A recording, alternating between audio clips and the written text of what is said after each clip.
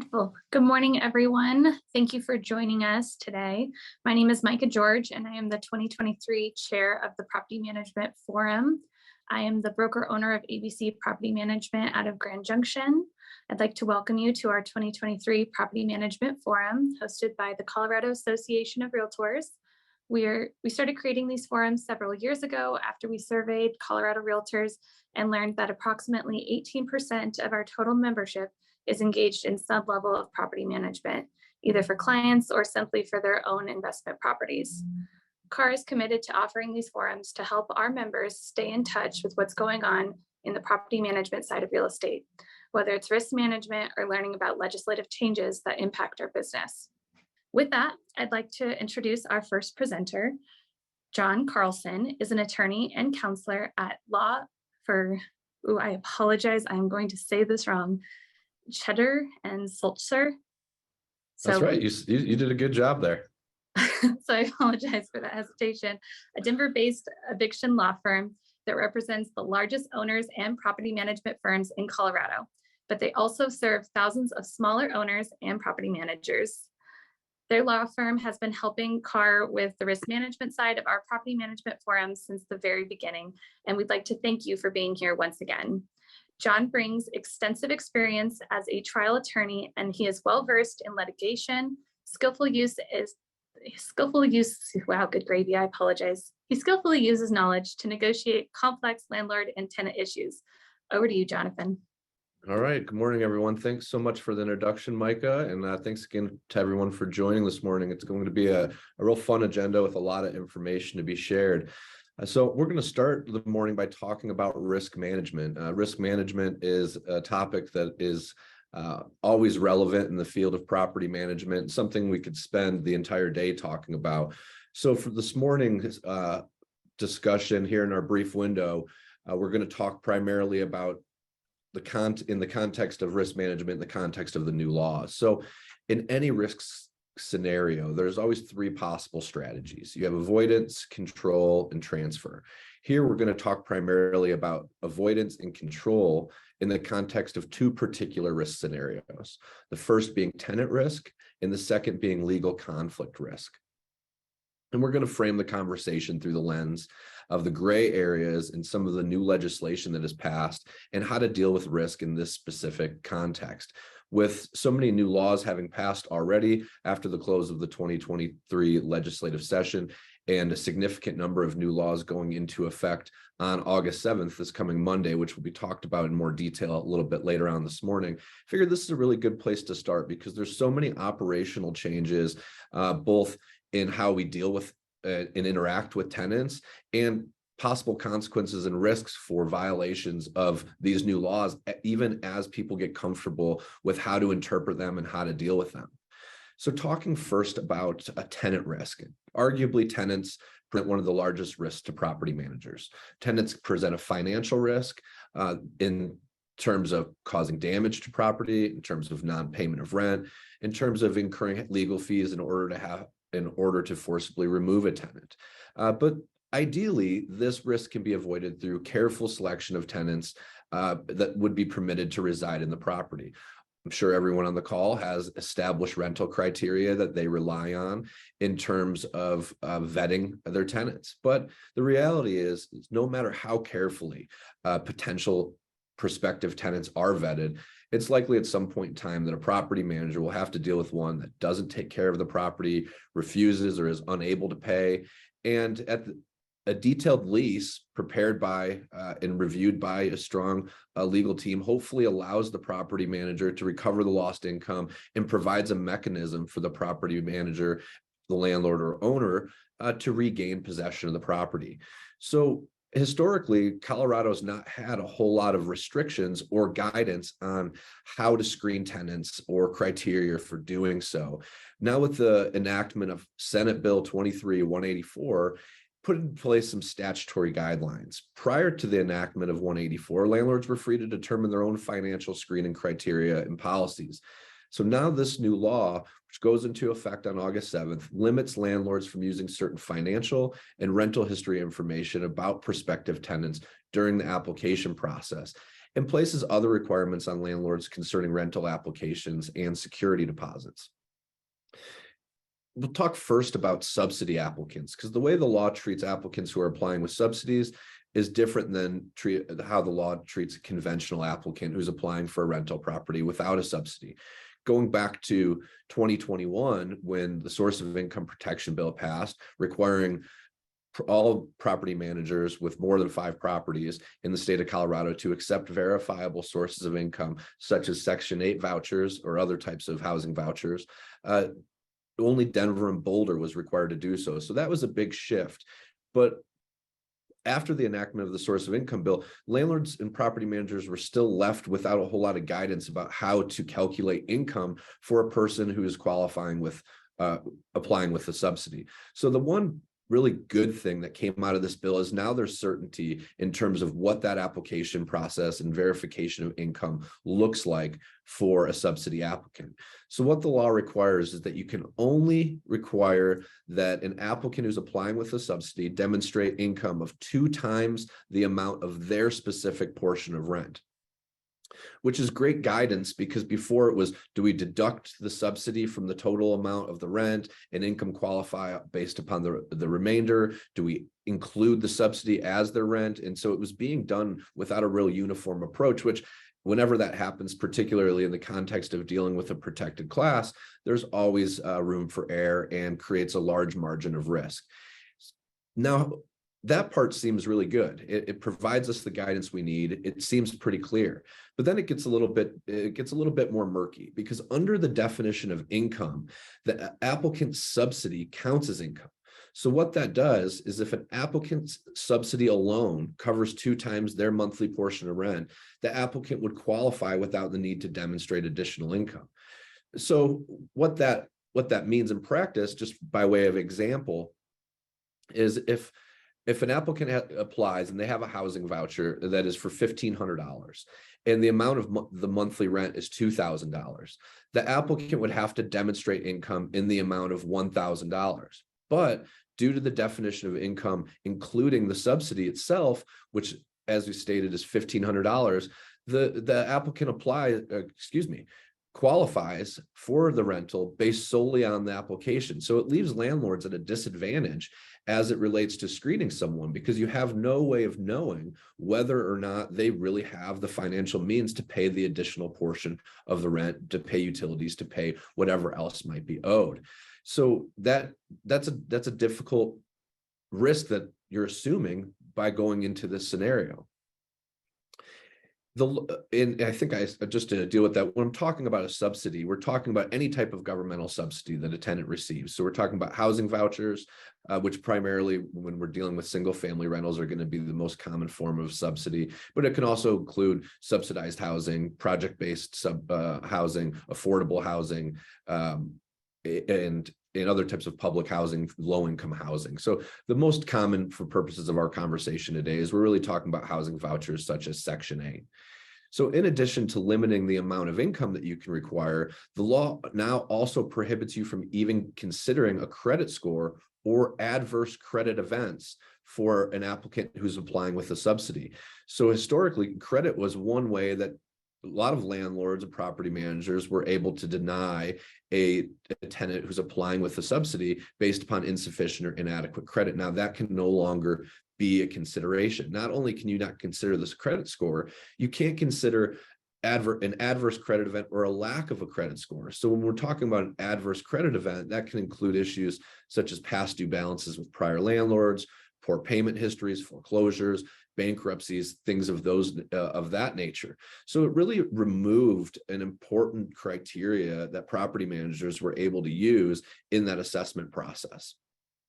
Now, for non-subsidy applicants, nothing has changed as it relates to credit. You're still able to consider credit, but the amount of income that you can require is limited to 2 times their monthly rent.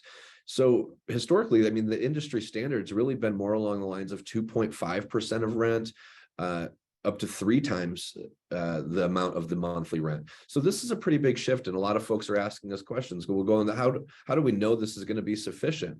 Well, unfortunately, the government has stepped in and told you that this is going to be sufficient, and these are now your parameters. So how do you manage this risk? How do you control it in the context of screening applicants? One, you can still consider criminal history. You can still consider rental history as it relates to things outside of the adverse credit events. I think a lot of property managers, because the screening criteria has been so strong as it relates to income, credit, and criminal, have moved away from landlord references and rental verifications. I think that's something that needs to come back, because if you call a prior landlord and you are informed of disturbances, tenants having been served non-monetary demands, conflicts with neighbors, things of that nature, including that type of information in your rental criteria, can then provide a basis to deny individuals. Now, another way that you can protect yourself is by use of security deposits. The law through 184 also has limited the amount that you can require for a security deposit to 2 times the monthly rent. But in practice, I rarely see security deposits that are that amount. And so it's something to consider implementing in order to provide more protection on the back end for a tenant who leaves with a balance owed, who causes damage to the property. The argument has been, well, the cost of entry is so high when the tenant has to pay first month's rent and a 2-month security deposit, average rent around $2,000, you're looking at the cost of entry at $6,000, and that may have an impact on how quick you're able to rent the property. Now, I think that needs to be balanced with the risk of obtaining a strong tenant, obtaining a qualified tenant. But that's certainly an area where you can manage some of that risk by virtue of what you're requiring in terms of that security deposit.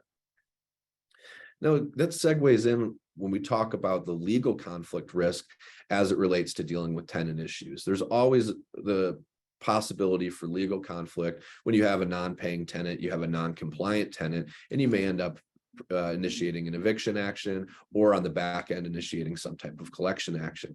But now with some of the new laws, there's gray areas. The laws as they're enacted are not always written to be as clear as we all wish they would. There's a lot of ambiguity, and I'm going to talk about 3 particular bills that have a gray area that are subject to interpretation. The attorneys in our firm have discussed these at length. I've discussed them with judges. I've discussed them with attorneys in other firms, whether they be tenant advocate attorneys or landlord attorneys, and the interpretations vary. The first bill I'm going to talk about is out of House Bill 23-1095, specifically the provision dealing with markups and fees. What the law specifically says is a landlord can only require a tenant to pay either a markup or a fee in an amount that does not exceed 2% of the amount that the landlord was billed, or a markup or fee in an amount that does not exceed a total of $10 per month, but not both. So what does that mean? The most conservative and strict interpretation would lend to the analysis and lend to the reasoning that this is a maximum on the total amount that a landlord could bill a tenant. So the total amount of fees and markups could not exceed 2% of the landlord's cost, or $10. Now, a more broad reading of the statute is that it's per fee or per markup. So you have trash service, you can mark that trash service up $10. You provide internet, you can mark that service up $10. You provide an additional service, you provide cable, that potentially. So there's a lot of discrepancies in dealing with that and how to manage it. And then when we talk about individually, what about fees where the landlord's not actually incurring third-party costs, but fees that are designed to recoup anticipated costs? Things like administrative fees, reletting fees, amenity fees, things of that nature. The conservative reading would be that any such fee is limited to $10 if it's not a pass-through of a charge from a third party. But what about that scenario where you have these anticipated costs, the time it takes to prepare the lease, the costs of printing and drafting the lease, the time it takes to turn a unit after a tenant moves out? Are those just the cost of doing business as a property manager or a landlord, or are these types of fees that can be billed back to the resident? It really comes down to, when interpreting these statutes, specifically upon the enactment, what is your comfort level with the risk involved?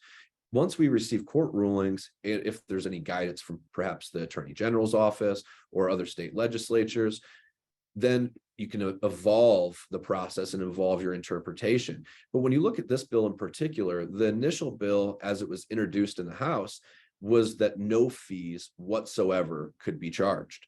So when you look at the evolution of how that bill was modified and amended through the drafting process to allow for a limit on fees, I think it really lends to a conservative reading of what the statute was intended to do, which was intended to limit the costs that tenants are charged. I'm sure a lot of folks are aware of some of the information that's been coming out of the White House in the past several weeks, and their focus on these quote unquote junk fees and the focus on transparency in rental costs. I think this is an example of Colorado trying to be ahead of the curve and make it more transparent for tenants to understand what amounts that they're going to pay when they're told rent is $1,200 a month, but at the end what the real monthly amount that they're paying is $1,400. It needs to be clear, and then there needs to be these confines or parameters for how they're ultimately charged to the tenants. And we say, well, what's the risk?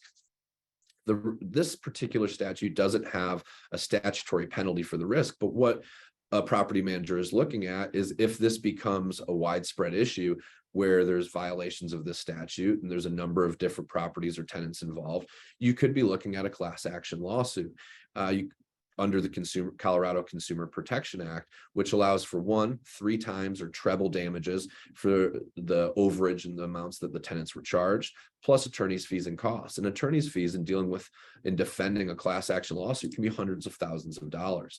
So the risk and exposure for violations of this particular bill are pretty grave and very significant. So something that when landlords are trying to determine what is your comfort level with risk, it's really a risk-based decision for what amount are we willing to consider exposing ourselves to in terms of possible liability. And I think it reverts back for me of taking a very conservative approach and some bit of a wait and see approach. At some point, someone's going to litigate this issue. I'm almost certain, and I don't think it'll take very long for us to start getting court rulings on this particular issue. The next bill that I want to talk about that has some additional gray area that has been subject to interpretation comes out of House Bill 23-1068. This is the Pet Protections Bill. Now, the bill on its face seems pretty straightforward. The bill's purpose is to limit the amount that a tenant can be charged for a pet security deposit and limit the amount of pet rent or the monthly pet fee that a tenant is charged. So the security deposit is limited to $300, and the pet rent or monthly pet fee is limited to either $35 per month or 1.5% of the monthly rent, whichever is greater. So the debate in this context comes down to, well, is it per pet or is it per unit? And the statute's not entirely clear. The statute talks about $300 per pet animal or $35 per month per pet animal. Now, again, when we look at how do we interpret this, I like to start with how the bill was introduced, much like how we started the conversation about House Bill 23-1095. And when this bill was originally introduced, there were no fees to be associated with pets. Through the modification and amendment process, they came with these limited amount of costs that a landlord can charge for pets. So to me, again, that lends itself to a very conservative reading of the statute, because we're talking about the initial purpose of the bill was to limit the amounts that tenants are charged. So going with a per unit or per property approach is the more conservative opinion. So it'd be $300 pet deposit per unit, regardless of how many pets there are, or $35 or 1.5% of the monthly rent per unit, not per pet. And folks, a lot of clients that I've spoken to said, well, that can't be. The way the statute is written is per pet animal.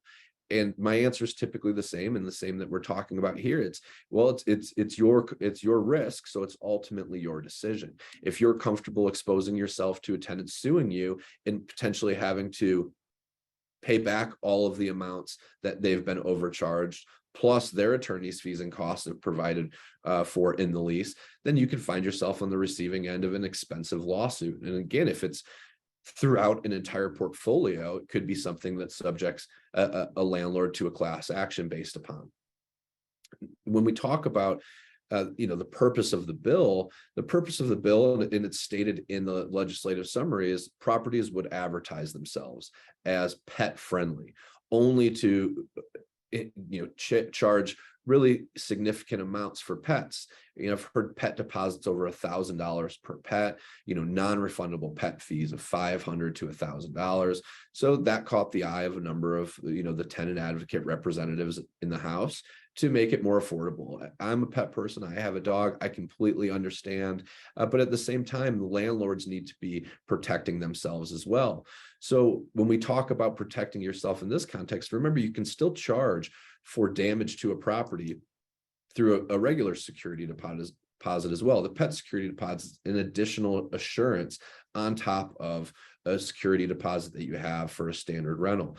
So when we go back to our prior conversation about managing tenant risk, again, consider what an appropriate security deposit should be in order to manage some of that risk on the back end if there is in fact damage caused to the unit. The other question that we get on this a lot here is, what about non-refundable fees? I think non-refundable fees are a thing of the past. The bill specifically talks about you can only charge the refundable $300 security deposit. So the idea of being able to still charge a non-refundable fee, it seems to be strictly prohibited under the text of this bill here.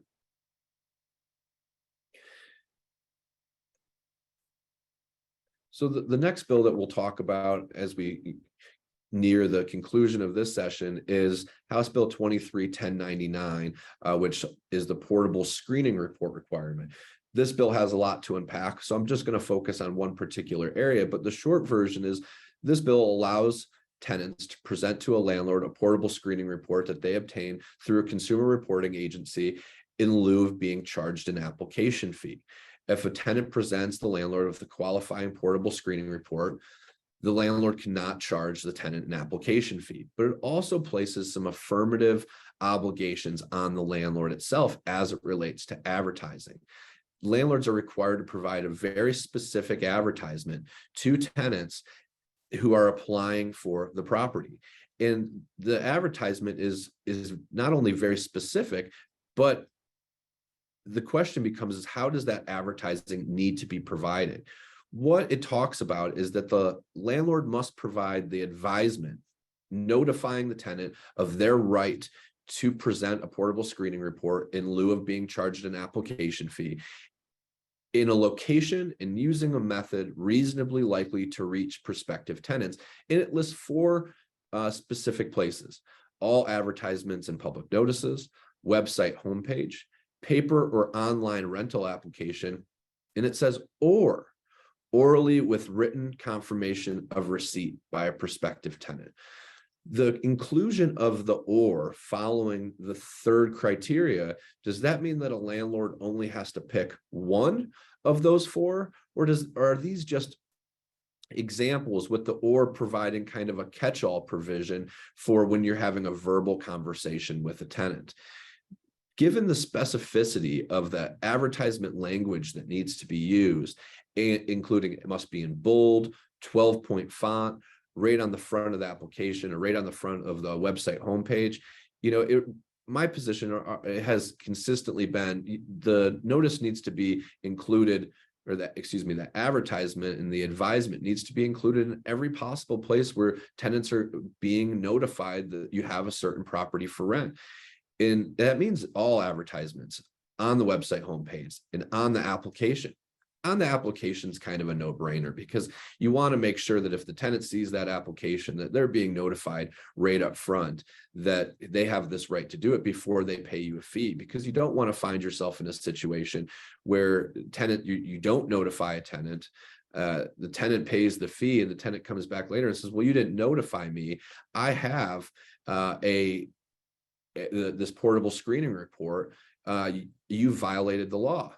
Now, unlike some of the previous bills that we were talking about where there's not specific statutory penalties, there are specific statutory penalties. This was an expansion of the Rental Application Fairness Act, which went into effect back in 2019, dealing with application fees in general, which restricted a landlord from making any profit off of an application fee. So now it's increased the penalties. If a landlord violates the Rental Application Fairness Act, the landlord's automatically liable for a $50 penalty to the tenant. However, if a tenant gives the landlord a demand asserting a violation and the landlord does not remedy the issue, which in this circumstance would be refunding the rental application fee that the tenant paid within 7 days of the demand, the landlord could then experience maximum liability in the amount of $2,500 plus court costs and attorney's fees. And so that plus court costs and attorney's fees really becomes significant, because in so many of these cases, the amount of the penalty is somewhat insignificant, but the cost of the attorney's fees could far outweigh the amount of the penalty that the landlord is looking at paying. So when we go back to talking about how to interpret this, I think strict compliance with the statute is the way to go. Trying to play fast and loose with the rules here can find you again on the receiving end of a very expensive lawsuit. So this becomes an operational change that landlords need to manage with their IT team. They need to manage with how they communicate with tenants, and they need to ensure that all of their advertisements are compliant. Now, there's another area that provides some problem. There is an exception to the requirement to accept portable screening reports and the advertisement requirements, but the exception is very narrow. The exception is that if a landlord meets two criteria, the landlord does not accept more than one rental application fee at a time from a prospective tenant or tenants for the rental unit. And two, the landlord refunds the application fees within 20 days after the lease is declined by either party. So that means even if a tenant applies, they pay the application fee, they decide, you know what, I'm backing out, I don't want to rent, you still have to refund the deposit to them. So the question here is, in what a lot of clients have asked, what if we just don't charge a fee? Does that make us exempt? Because we'll just go, we won't charge a fee. And the answer is, it's not necessarily not charging a fee that makes the landlord compliant. It's when the statute talks about charging no more than one rental application fee, even if by not charging a fee, it's not that you're not actually charging a fee. It's just that the fee is equal to $0. So there's still an amount. It's just an amount of zero. So you would still have to make sure that you have full compliance of only accepting one application at a time. And if there's any fee, you still have to refund it. This works in some respects for single family homes better than it works in the multifamily industry, because you have a little bit more control when you're only renting one particular set address versus a tenant or an applicant being able to go online and apply for a number of different possible floor plans or units. So again, here, the best way to manage the risk is ensure maximum compliance with the statute in terms of advertising and dealing with and handling the portable screening reports. Now, there's obviously a lot more to unpack with all of these bills. We'll touch on some of them a little later this morning during the legislative session. But thanks so much for joining regarding the risk management portion of today's event, and I appreciate everybody's time. Thank you so much, John. Please, everyone, hold your questions. John is going to stick around for a Q&A session after our next presentation. With that, I would like to welcome Lauren Odell and Ari Mikas. And I apologize if I said that last name wrong as well, with Duford Waldeck, a law firm in Grand Junction that has been serving the needs of individuals, businesses, and municipalities for over 50 years. Lauren Odell is a partner at Duford & Waldeck, specializing in real estate planning, probate, real estate litigation, and landlord-tenant issues. Ari is an associate at Duford Waldeck. After spending 3 years as a deputy public defender, Ari is now focused on civil practice. Lauren and Ari are going to be joining us today to discuss landlord-tenant issues. Ladies, thank you for being here today. Thanks, Micah. And thanks to John for that very knowledgeable speech earlier. I'm glad I didn't have to cover those topics because they are quite complicated and we're still trying to parse through them as well. So Obviously, as we're attorneys, we have to give like a short little legal disclaimer that this is presentation today is just for informational purposes, and we're not giving any legal advice today. And we realize that landlord-tenant issues is quite a broad topic, and so we have decided to divide it into two sections. So Ari will be covering more of the changes in the actual eviction processes. Ari handles most of our evictions in court, and so she has kind of the how-to, as well as changes that are going to probably occur in the future with the additions of the mediation process and notices and all that. And I'll be covering more of the changes in lease requirements, the provisions that you want to look out for, revising your leases, or to just be aware of. And just to note today, these are general statements and we're not able to cover everything. So if you have additional questions, please enter them into the chat, as well as speak to an attorney, whether that's your attorneys in Denver or over here in Grand Junction, because there are so many exclusions, exceptions, as well as other regulations under state regulations, housing for federal subsidies and stuff like that. So just to get started, Jonathan already covered the protections for residential tenants, which was in Senate Bill 23-184 for security deposits. So I'm going to skip over that one, but move on to prohibited provisions in rental agreements, which was in House Bill 23-1095. That bill is effective on Monday. So going forward, those provisions, if they're in your lease, are unenforceable. So just to look forward to that. So if you are to go to court, those provisions will not stand up in court. Generally in your leases, you should have a provision that states if one of your provisions in your lease is unenforceable, that doesn't mean the entire lease is unenforceable. So the rest of your lease should stand up, but just be wary of that as well. So the first one I want to go over is provisions that a tenant cannot waive. So previously, these are provisions that a tenant may have waived, may have asked a tenant to waive. And the first one is the right to a jury trial. So now a tenant could potentially request a jury trial. There are questions of how that's going to be handled though in our court system. We all know that courts are backed up, and FEDs have a fast-paced turnaround time, 7 to 14 days. Our court's going to be able to put a jury together if a tenant requests one. I guess a landlord could request it as well. And so I am interested to see how that would pan out. There is an exception that parties may agree to waive a jury trial in a hearing to determine possession. So this could practically be difficult to deal with, but just be wary of that. And so going forward, you can waive your request for a jury if you're a landlord in your complaint against a tenant, but then the tenant can request a jury in their answer that they submit to the court. So you want to review their answers to see if that has occurred, and if so, how the court's going to handle that. Going forward, you cannot request a tenant to waive their right to join or bring a class action relating to the terms of their tenancy. Generally, we don't see this a lot with just single landlord with 1 to 2 houses for renting. A lot of times we see this for larger property management companies though. So, as long as property management companies are not doing anything to allow a class action to be brought, it shouldn't be an issue. As well as going forward, you cannot request that a tenant waive their right to an implied covenant of good faith and fair dealing, which is implied in every contract anyways. As long as you as a landlord are going forward with good intentions, this shouldn't be an issue.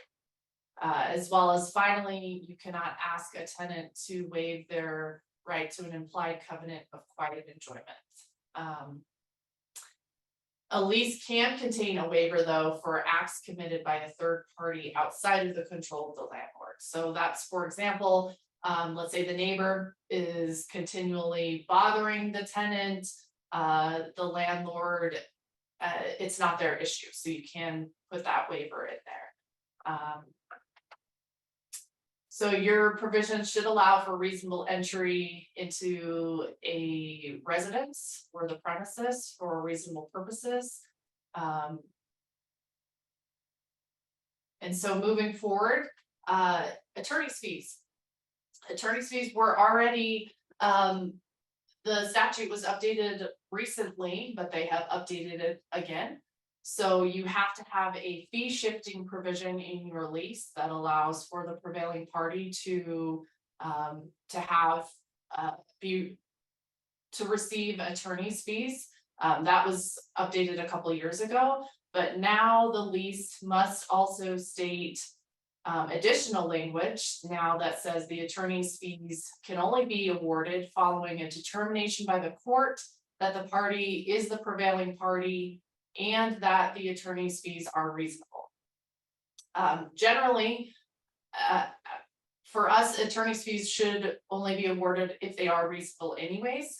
That's something that we do generally here at our firm. But now a court has to specifically make that determination, as well as specifically state that the prevailing party, whomever it is the actual prevailing party. So language that you'll want to, or your attorney should probably include in those orders are those specific words, as well as updating your lease to have that specific language in there. Because without that, court cannot and will not award attorney's fees to the prevailing party. So either whether that's to the tenant or to the landlord.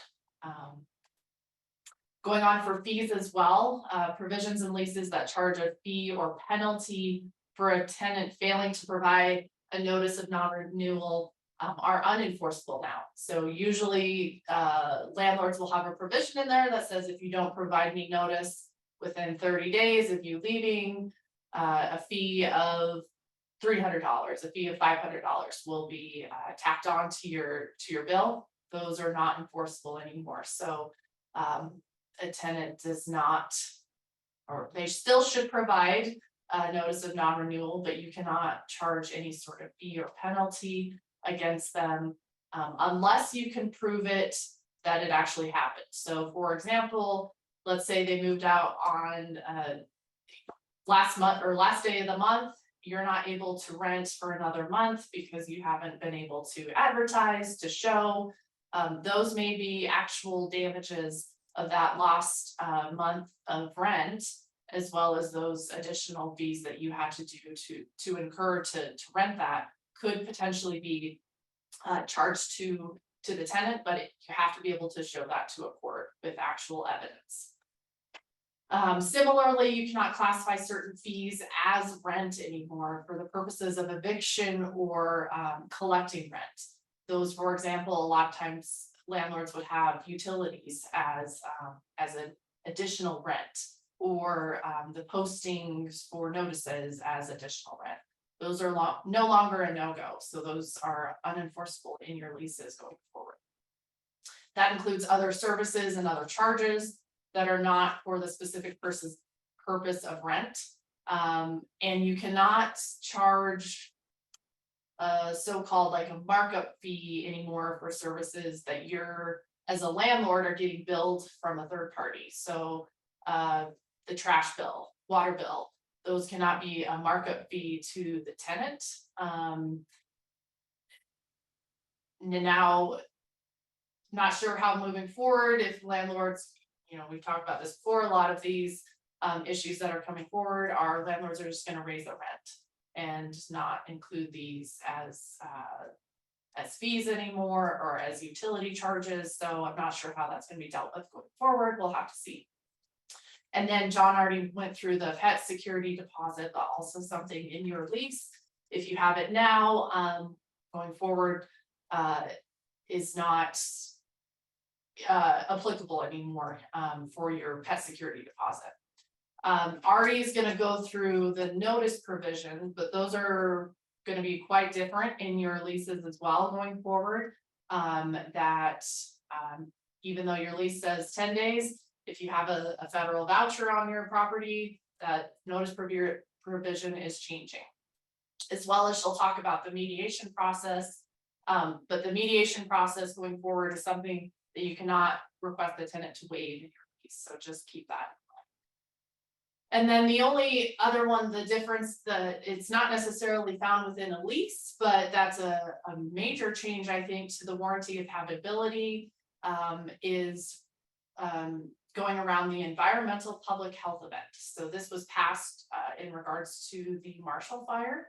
So they created a new definition for what a residence or the premises can be as uninhabitable. The new provision creates the definition and notice provisions that are different for an environmental public health event, which is when a natural disaster such as a wildfire, floods, or a release of toxic chemicals occur, and such events create negative health and safety impacts for tenants.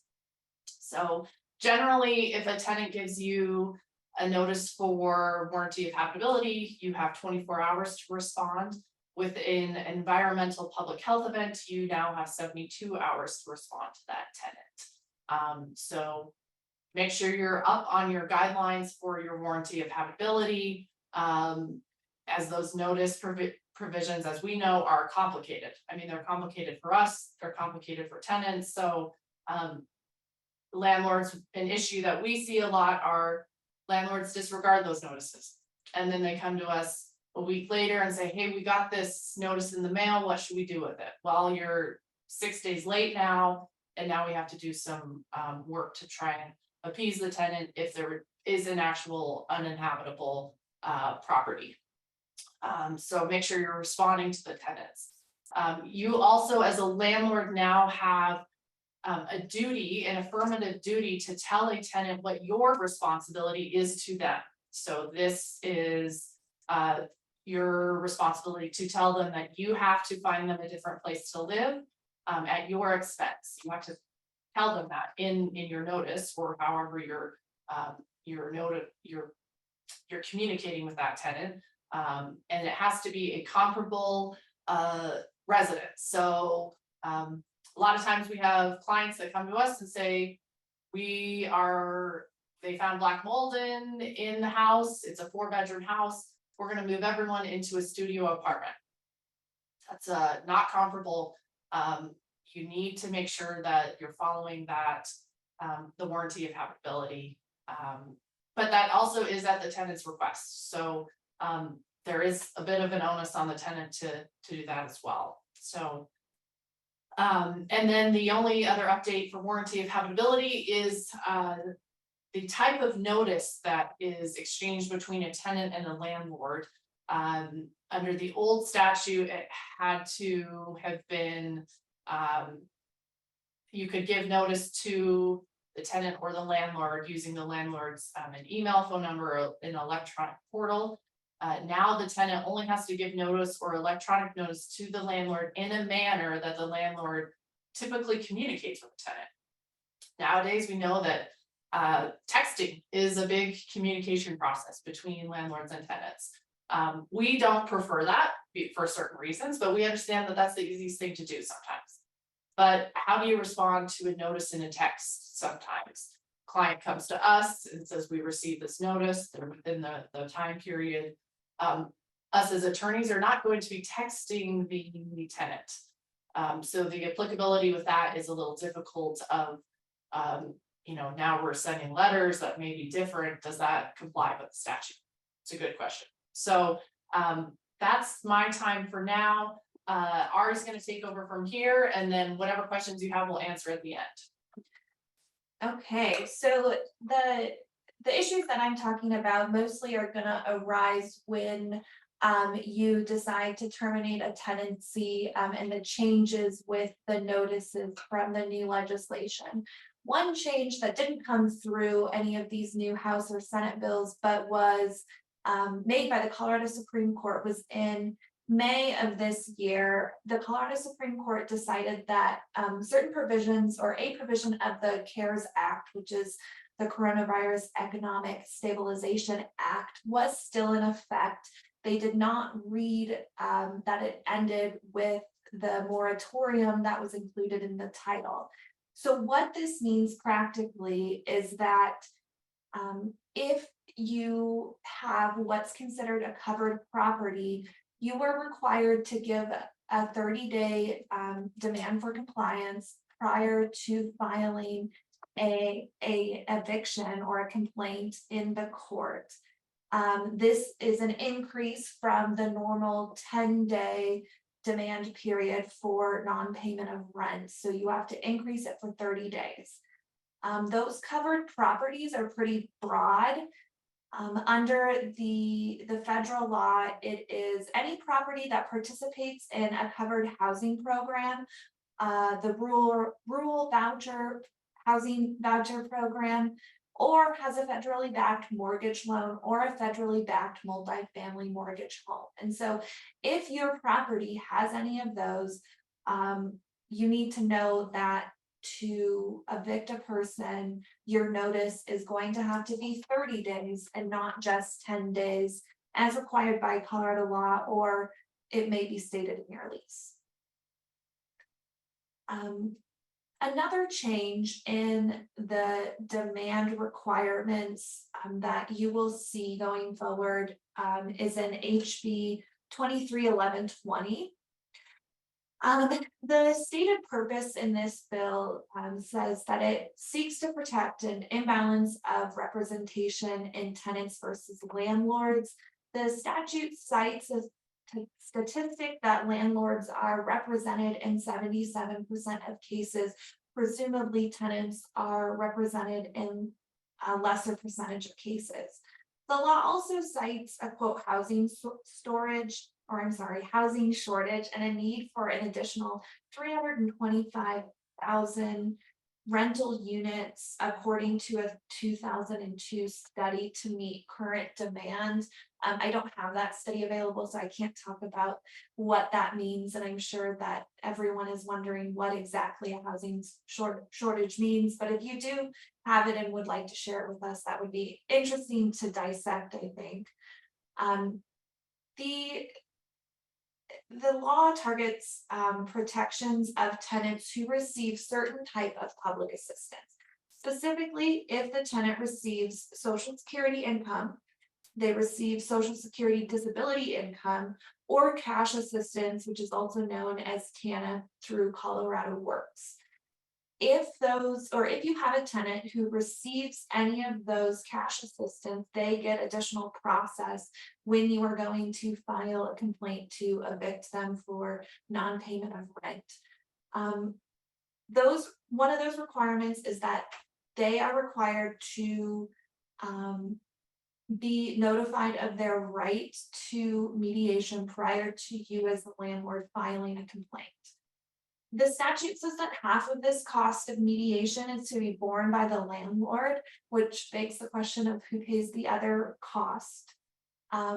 It states there's a deadline for this dispute resolution to take place. It can't be scheduled any later than 14 days from when you request the mediation, and the mediation is to be requested by you by the Office of Dispute Resolution, which is the department under the judicial branch in Colorado. For a landlord, this means that before you go to evict a tenant, you must ascertain whether or not that tenant receives those types of assistance. Now remember, a tenant, when you originally bring them in and sign them under a lease, may not receive these types of assistance, so you can ask, and the law allows you to ask at the time that you have a tenant apply if they receive these types of assistance. However, when the time comes that you decide to file an eviction for whatever reason against them, you do need to ask them again, because these things can change. So what I believe that looks like is when you are issuing demands for compliance or notices to quit, you need to be asking them if they receive these types of assistance. There are certain exceptions to participating in mediation if you are attempting to evict a tenant who receive these types of assistance. First off, if the tenant fails to disclose in writing from a written inquiry by you that they received these types of assistance, you don't have to move forward with mediation if they don't tell you whether or not they receive these types of assistance. If you as a landlord is a nonprofit which already offers mediation prior to filing an eviction, you don't have to go through this process. Or if you as a landlord have 5 or fewer single family rentals and no more than 5 total rental units, you do not have to go through this procedure. However, it does require in every complaint that you file moving forward, whether or not your tenant receives these types of income, that there is a statement on your complaint that's addresses this. And so if the tenant does not address this, you need to put on the complaint that this does not apply.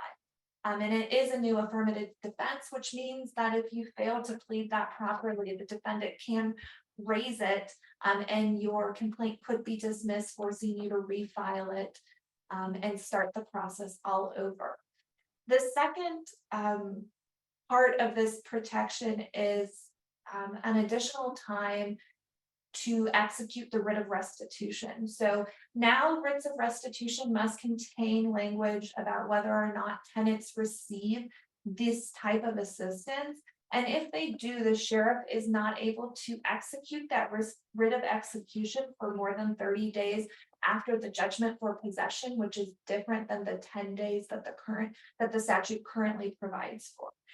So what this means is that a landlord, if you get a writ of restitution and judgment granted to you and your tenants receive these types of cash assistance, you do want to have that writ scheduled, because if you wait until the 30 days expired to get the sheriff in there, you're going to be pushing up against your deadline when the writ expires. Again, there are some exceptions to the delay in execution of writs like these for tenants who receive those certain type of public assistance. And those exceptions are: if the eviction was for a substantial violation, you do not have to wait the 30 days to execute it. It is still just 10. And if you're a landlord who owns 5 or fewer single family rental units. Again, the demand must include a statement in it that says if the tenant receives these types of public assistance, they are entitled to mediation prior to you filing the complaint. So that is a piece of education that the landlord now has the responsibility of communicating to the tenant. And the Colorado Judicial Branch has updated their forms with these new requirements. So specifically JDF Form 101, which is the complaint for an unlawful detainer, and JDF 90, which is a form for demand for compliance or notice to quit, reflect the changes in these statutes. And so make sure that you fill them out. I've seen landlords issue these notices recently and skip over these new provisions thinking, well, I didn't have to do this last time, so I don't have to do it now. But these are in effect. These were effective on June 6th of this year. So this is something that if you are evicting tenants that you need to be in compliance with. The last thing that I'll just speak briefly about, because Jonathan already covered this, is the pet deposit, the cap on monthly rent and deposit. What I'm going to talk about is also in that bill, which is HB 23-1068, which go into effect on January 1st of next year. It requires certain obligations of a landlord upon a writ of restitution execution. If at that time a pet is discovered, the officer executing the rent first has to search for the animal. And if the tenant is not present, then the landlord has the obligation to take ownership of the animal and quote, remove or secure it in a timely manner. The landlord then has to post information at the property of where the pet was taken and provide any information and communication to the tenant if the tenant contacts the landlord wondering where the pet is at. This has to be posted in a visible spot on the property with name and contact information for the landlord, as well as where the landlord may have taken the pet. If an officer finds the animal, they're instructed to take it to animal control. Again, it becomes the landlord's obligation to communicate this information to the tenant. With that, it forbids the landlords from leaving pets unattended or to just leave them in the property.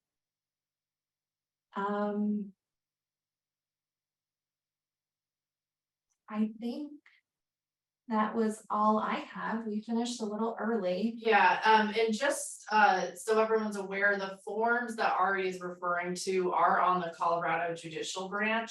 There is it's specifically for housing, and they have links for mobile homes, they have links for residential housing. They have a separate link for those that don't comply with either of those, and for unauthorized persons. So they have the updated language with all the mediation processes, as well as the CARES Act, which requires the 30-day. So if you or your attorney needs a quick link to use, those are updated and should be used. So so I think that's it. Micah, if we want to move to the questions or Q&A, we're happy to do that. Perfect. Well, thank you again, Lauren and Ari. Everyone, I hope you wrote down your questions. We are going to shift gears a little bit in regards to how we're going to have you ask questions. Originally, we were going to have you raise your hands. With the number of people joining us today, we're asking that you send all of your questions through the chat. We already have 20 questions, so I'm going to start with those. So as we go through these, please feel free to add to these, send them again through the chat, and we will get to your questions. So we're going to go ahead and start with the first question, which is, what was the reasoning for eliminating the use of credit reports? Well, I'm happy to field this. It's not that they've eliminated the ability to use credit reports. The purpose of the law in allowing tenants to submit their own portable screening report is to allow tenants to apply at multiple properties without incurring multiple application fees. The intent of the bill and what the legislative history of the bill talks about is, if a tenant tries to apply at multiple properties, they're incurring, $20, $30, $40 fee at multiple properties, only to possibly get denied later. And it was a financial barrier to a lot of folks on fixed incomes or low incomes to find affordable housing. You can still charge rental fees for a tenant who doesn't, application fees for a tenant who does not apply with a portable screening report. But if they do provide the portable screening report, that's where you cannot charge the fee. So that's really the purpose of it. And it kind of eliminates, with the exception of only accepting one application fee at a time, a landlord or property manager from receiving a ton of applications and then going through and picking the best available, rather than just picking the first on a first come first served basis. The next question has to do with, can you charge more security deposit for those who have less than 3 or 2.5 times the income? You can have criteria for charging security deposits, but because the law prohibits you from even requiring a tenant to demonstrate income more than 2 times per the monthly rent, you could not use that as a part of your criteria, because the law specifically limits your ability to consider anything past that. So you can use other parameters and other criteria to consider setting the appropriate security deposit, but you can't base the security deposit on someone's income not exceeding 2.5 or 3 times the amount of monthly rent, because the statute only allows you to consider up to 2 times. Thank you. And coinciding with that, something that they had said previous is you can only charge 2 times the rent amount for a security deposit. So in part of that question where they said, can you charge more of a security deposit, not more than 2 times the rent amount? Correct. Correct. Thank you. This one's a third question. I have a couple owners that have been requiring last month's rent no matter what. Are we still allowed to charge first, last, and deposit? You could certainly charge first month's rent and deposit, but the last month's rent, personally, something I've never really been a fan of, because the last month's rent, it really acts as a security deposit, because what it is security for performance under the contract, meaning if a tenant skips without paying that last month's rent, it really acts as a deposit. So you can certainly require first month's rent, but the max you can require on top of that is an additional 2 months, regardless of how you want to try to phrase it. Thank you. Number 4, can we get more detail on House Bill 231095 and the services or expenses involved? Does this apply to damages or parts of rent? I don't mean to take all of them, Lauren, and you feel free to jump in if you'd like. I don't mean to hog the questions here. John did a great job. Well, we're talking about the markups. When you talk about damages, what the law allows you to charge your actual damages back to a tenant for those issues that are beyond normal wear and tear. So markups, this isn't really the area where the markups are going to govern. It's really more about third-party transactions and pass-throughs to tenants. So you're still able to charge for your actual damages, but courts have always been wary of marking up any damages for, service fees or anything like that, because the law allows you to recoup your actual damages, and that is the amount that you incurred to fix or remedy whatever the tenant left you to deal with, whether it be physical damages to the property or painting, fixing holes in walls, or things like that. So the markups don't really apply to that scenario. Thank you. Question 5 addresses pet rents. It says, what about leases that are currently in place and associated pet rents? So from what I understand, the pet rent is applicable January 1 of 2024. So up until that date, you can continue with your lease in that regard. Anything after that changes though. So even though your lease says that, and this is applicable to any lease provision that you have, if you had a tenant that signed a lease 2 months ago and those provisions are different, you have to apply the new provisions for any, whether it's the pet rent, whether it's you're waiving your right to any of those things in there.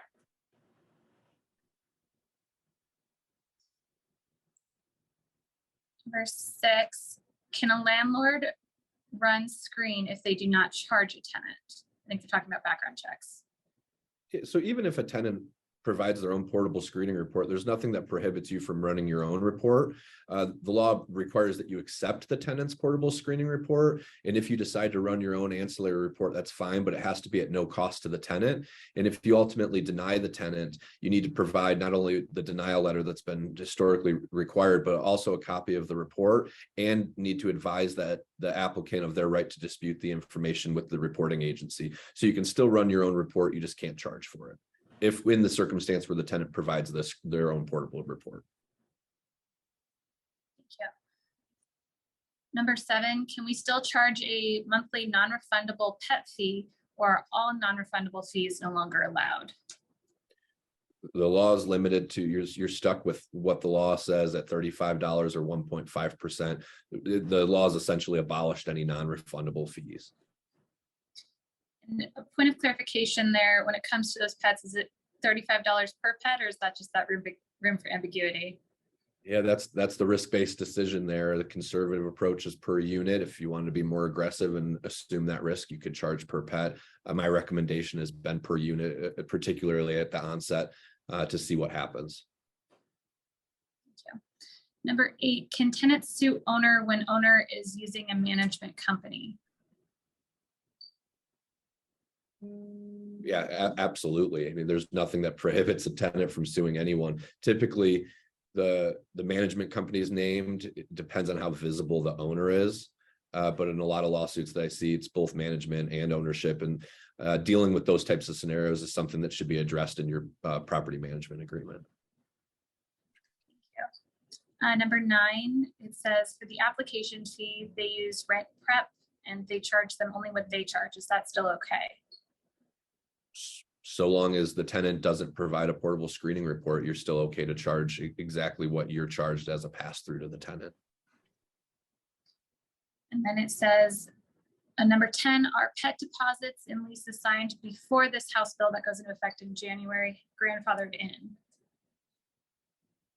The way I've been looking at it is that at the time that they paid it, the pet deposit was legal, but at the time of renewal or the time that tenant moves out, regardless of the amount of damages, you're going to need to refund the excess. So if a tenant paid a $500 deposit today and they move out a year from now, regardless of the amount of the damages, that excess $200 is going to have to be refunded to the tenant. Now, the more conservative approach is you account for it as of January 1st. It really just depends on which angle you want to take. My position has been, if a tenant comes to you on January 2nd and says, I paid a $500 deposit, that's illegal. I can only pay, I'm only required to pay $3, deal with it right then. It's not worth the hassle. Thank you. Number 11 has to do with markups. Do credit card convenience fees count? Credit card convenience fees are dealt with through their own legislation that changed in July of last year that limits the amount that you can charge for a credit card markup fee. So that's not dealt with specifically with the markups. That has its own set of regulations. And to answer their question in entirety, do you know what that percentage is? Yeah, I don't want to say the wrong thing, so give me 2 seconds. And if Lauren has it off the top of her head, I have it right here. I just don't want to misspeak because there's an or in the amount, but I have it right here.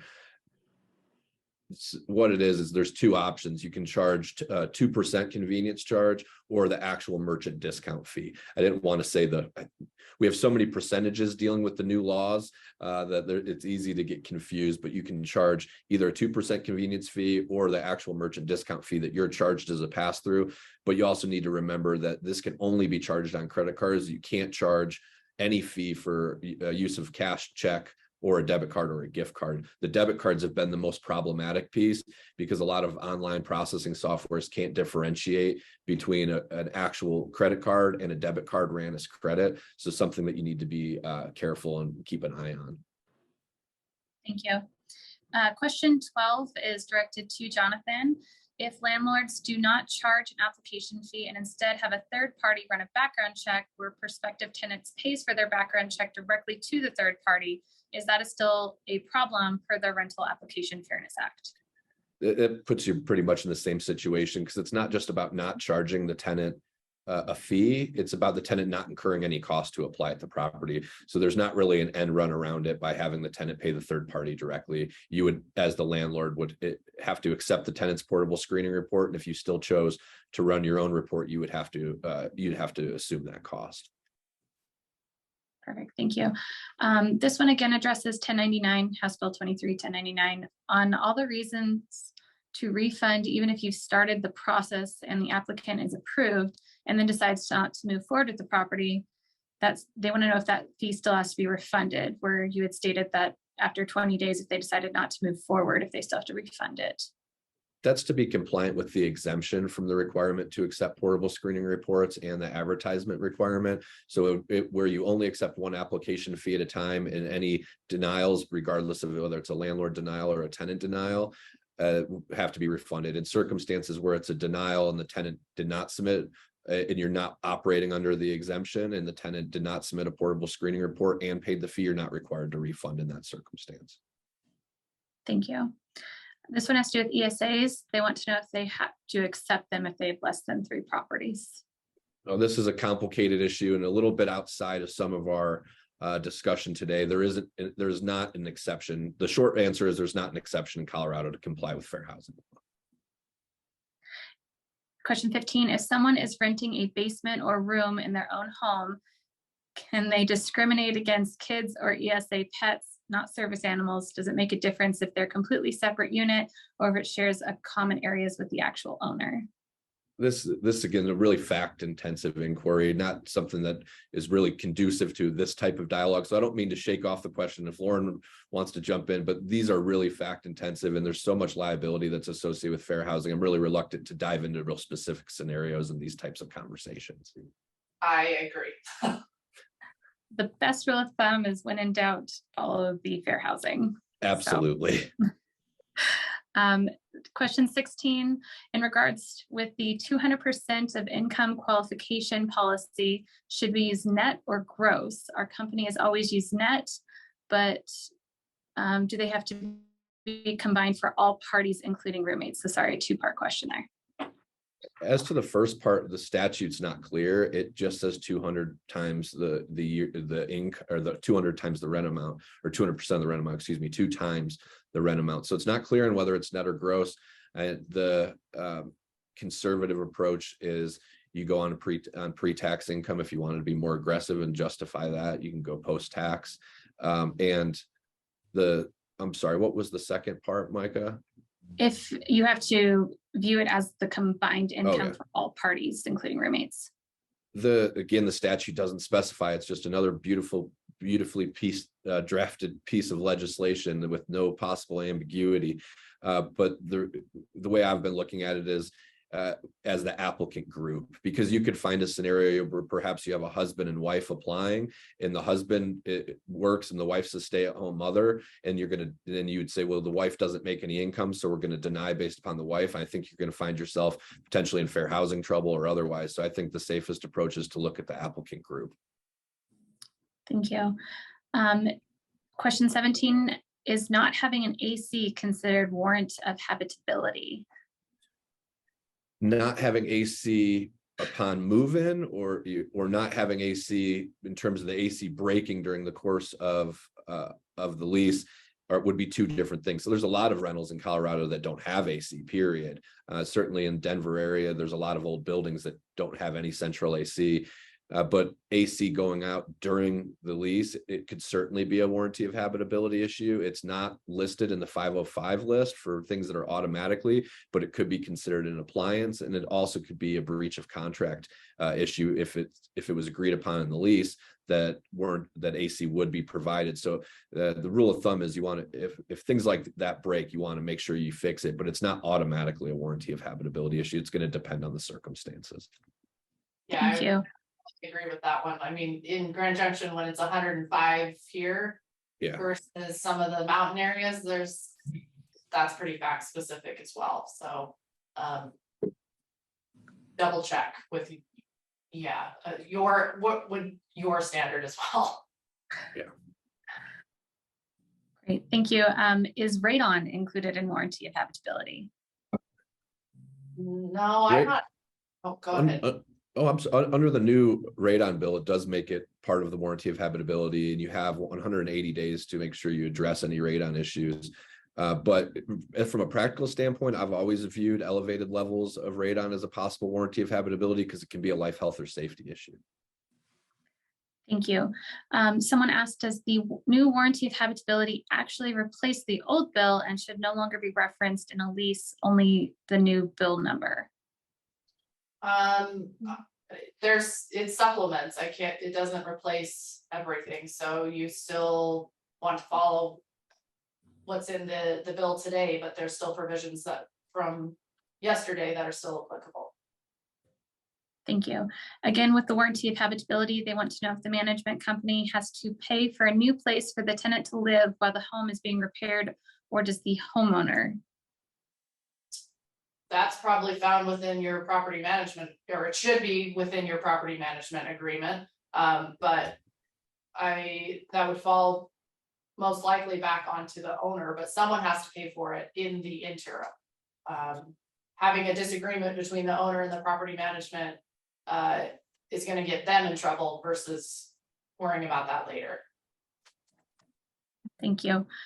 Someone's asked if charging a flat fee for utilities is no longer allowed. I still think it could be allowed, but depending on if you're under federal housing or not, whether that is a form of eviction. You can't, if they don't pay that, that's not a route for eviction. But yeah, I think you can still, if that's something you've done in the past, you can do that going forward. And I completely agree. And just to supplement that, you need to ensure that you're not making profit off of the utilities, because utilities are governed by the Public Utilities Commission in most circumstances, and that's been a hot button issue for tenant attorneys to sue landlords for utility violations. So you need to be mindful that you're just passing through costs. Thank you. This one wants to know if they can still charge for a background check if someone provides an affordable screening report. If they provide the portable screening report, or PSR to make the abbreviation, because it certainly can be a mouthful, you can't charge for any background check. If they provide a valid PSR that has all of the requirements met, that waives any fee that the tenant would incur upon application. For the application fee, you can still, holding fees may still be permissible, your administrative fees upon move-in, but the application fee itself is what's addressed with the portable screening report bill. So if they only provide just their credit report, you still have to run a background report. Okay. Yeah, right. So the portable, in order to be a valid public portable screening report, it needs to have all of the elements that include, current income, verification of employment, contact information. It must provide rental and credit history as well as criminal history. It must have been prepared within the last 30 days, and the tenant needs to affirm there hasn't been any material change to the information provided in the report. If it hits all of those marks, then it's a valid report. If it doesn't hit those marks, then it's not a valid portable screening report, and the tenant would be arguably subject to your application fee because it wouldn't be a valid report. Thank you. Someone asked if you can charge for pet deposits and pet rent for support and comfort animals. You cannot. If an application is denied, landlords and property management must provide the applicant with a copy of the background report. This requirement presents a challenge as federal law prohibits the sharing of credit reports with individuals. However, Colorado state law contradicts federal law on that matter. Can you please elaborate on that? Yeah, I think that could be challenging. If there's proprietary information in the report, you're able to remove or redact the proprietary information, but the law requires that you provide that portable screening report. So you're going to have to comply with Colorado law. And I think by complying with Colorado law, I think it would be tough for someone to allege that there's some other violation going on because you're mandated to do it by law. Someone asked if there's a cheat sheet or a concise list that has all of the House and Senate bills with summaries so they can kind of have a good synopsis.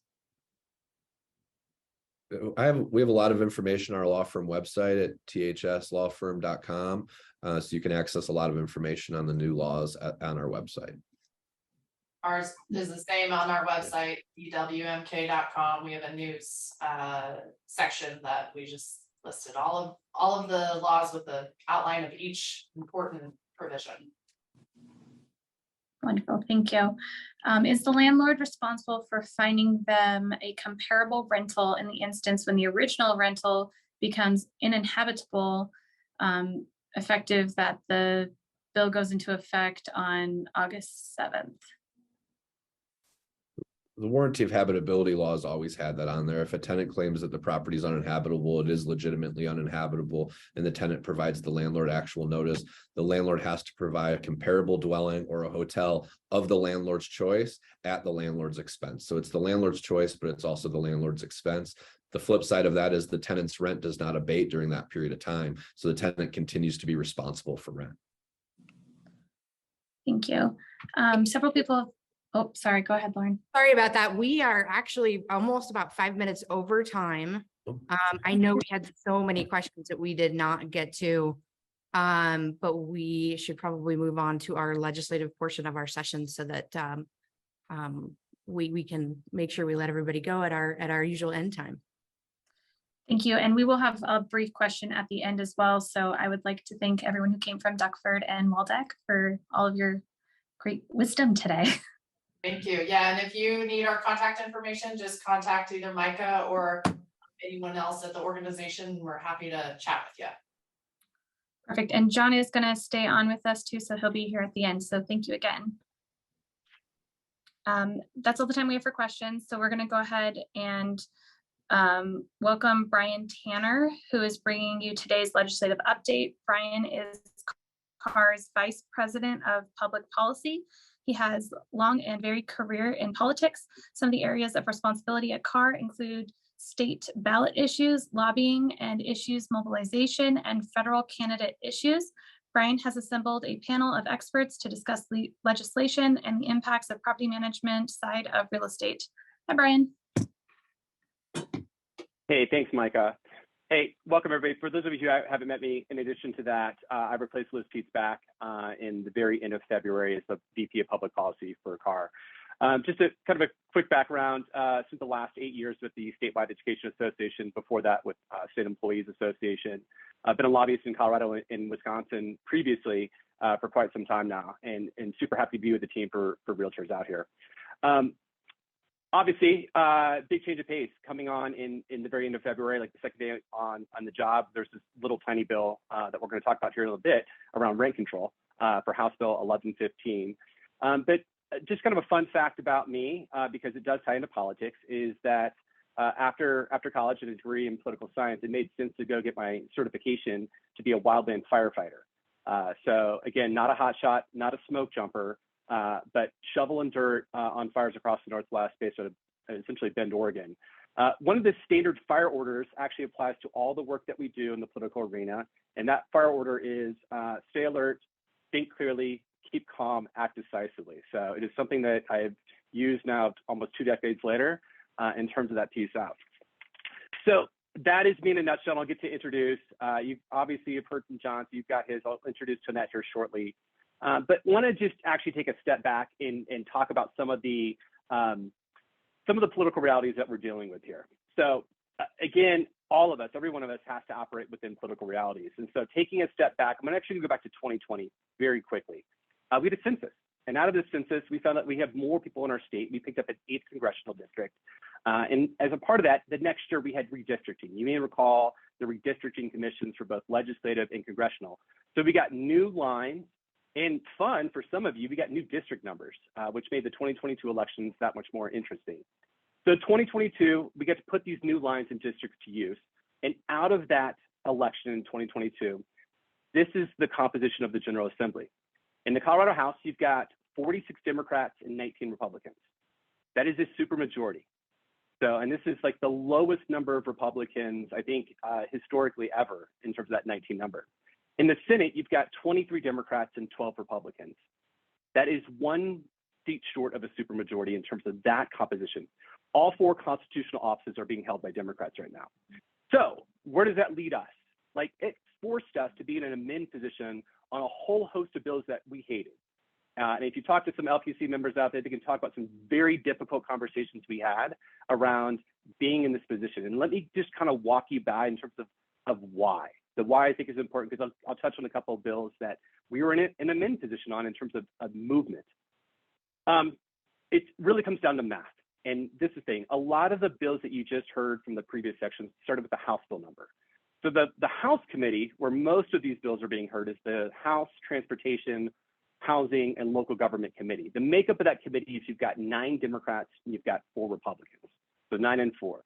In order to make a change, you need at least 7. It's simple majority and simple math out there. So if you don't like something, you can try to pull 3 Democrats out of that caucus to join all 4 Republicans, and now you're at your 7th number. But the reality is politics is a team sport, and there are caucus dynamics out there. So it's incredibly challenging to do. We have found, and people can attest to this, is like we have had more success working with bill sponsors, especially Democratic bill sponsors that can run things right on through in terms of making changes to make bills. And this is a theme for 2023, palatable, all right? And another theme, and it's unfortunate, but I think it's by design, is there's a theme that says legislate now, litigate later. There's a reason why you've got words like reasonable in very subjective terms, is because you can get a wider variety of support from caucus or from folks out there if you're not so detailed in terms of what a bill does and does not do. So it is, without a doubt, there is going to be litigation coming out of a lot of these pieces, but that's the reality that we're operating under. So that's our reality, not just now. And so as we're talking about 2023, this is the same composition for 2024. So this is where these conversations are going to continue both today and into the future and in the interim out there. So couple of bills, and actually you've already heard some of these bills, but I want to talk about the movement on these bills that we were able to make them palatable, to basically get them from a better spot than the introduced versions. And that's hard. I understand that people are still going to want us to fight and try to kill everything under the sun, but that actually puts us at a disadvantage and actually hurts all of you and hurts all of our members. If we were just going to come out and try to oppose everything, we're no longer at the table. We're on the menu, and it's something out there. So the first one I want to talk about, again, we covered this, I think, pretty deeply in the last hour, but is House Bill 1120 in terms of the eviction protections for residential tenants who receive public assistance out there. Now, again, this is where we were able to get exclusion from mom and pop landlords. So this is something that we heard clearly from our membership that have a second or third property as a rental unit out there, where you've got this exclusion for 5 or fewer being exempted out of this for the mandatory mediation. So that is just a small piece. Again, there's still a lot of gray areas. So by all means, none of these things are perfect, but that's one. And 1120, which again, there is ambiguity and some gray area out there in terms of the piece out. But I do want to touch on, I just pulled it down.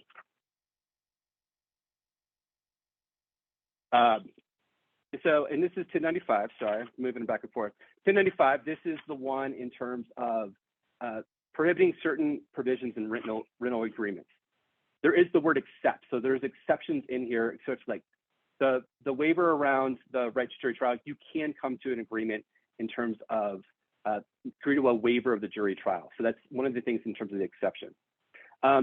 Again, around the implied covenant of quiet enjoyment. Again, its starting point was like, that was, you couldn't actually have a waiver of that, but now it's in terms of that third party component. So again, you as a land and property manager are doing the best that you can, and you've got a third party acting beyond your reasonable control. That is now a clause that is better. I'm going to use the words better in terms of these things out there.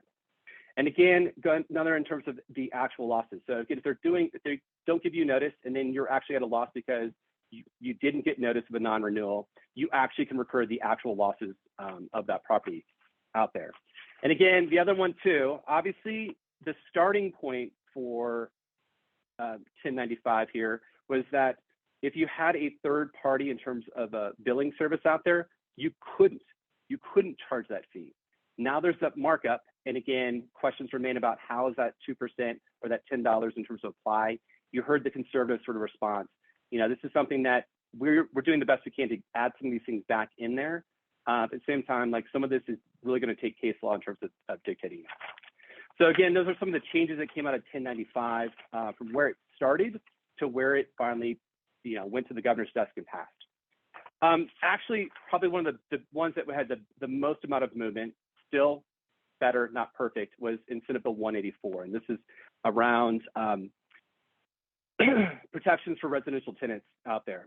So again, the starting point where this bill is at, you could only do for security deposit 1 month.